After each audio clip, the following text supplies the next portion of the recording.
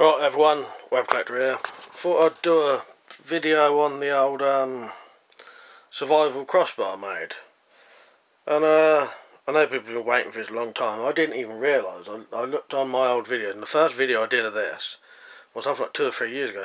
And I didn't even realise that. I thought it was about a year ago or something, but it's ages ago I started this, so it's sort of 99% finished now. I still need to just do a couple of little things, but I thought I'd just talk about it because some of you might have forgot, you know, what bits are what, and you know, cause I tried to do like this sort of concept crossbow.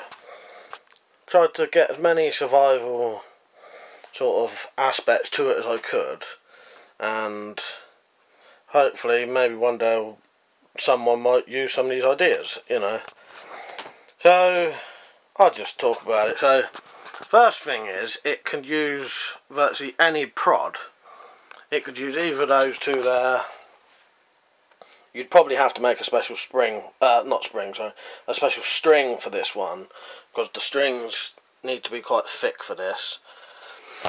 Yeah, it could use any prod, probably any power. You know, this should be able to take £175 prod.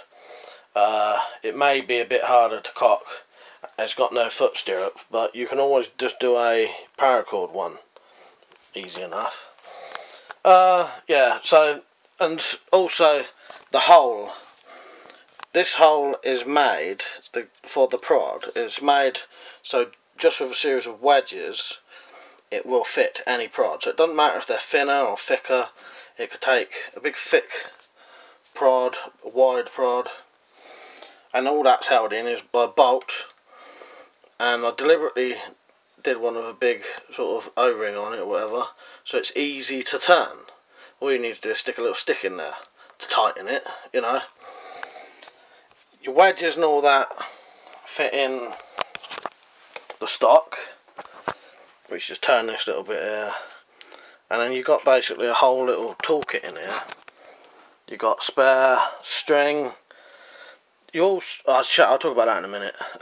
Anyway, yeah, so tools, that's a double-ended screwdriver, and the handle's in there. There's one of the wedges. You've got some rubber for to go between the prod. There's the handle of the screwdriver. And a couple of little things in there, and a bit of wax. And that all goes in there. You could probably fit an actual survival kit in here, but I haven't bothered yet. Right, so that all fits in there. The string, I'll leave that out for now. The string for the prod is just paracord. Now this would be paracord if I had some, but I haven't got any, so I just had to put that stuff on just to show you what it would look like.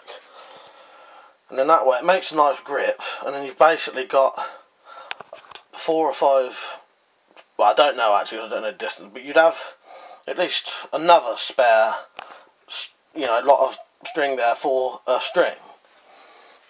Yeah, there's the actual string there.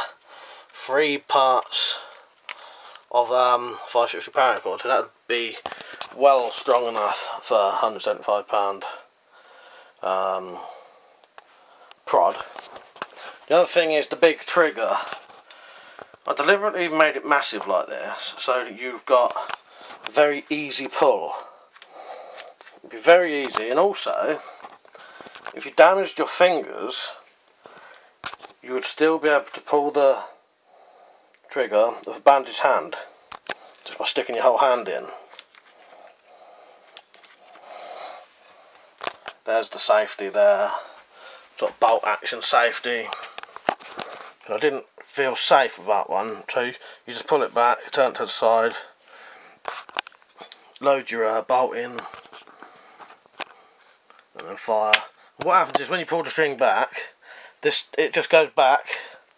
It goes back, your string goes down, and it pops straight over, so it's automatic as well.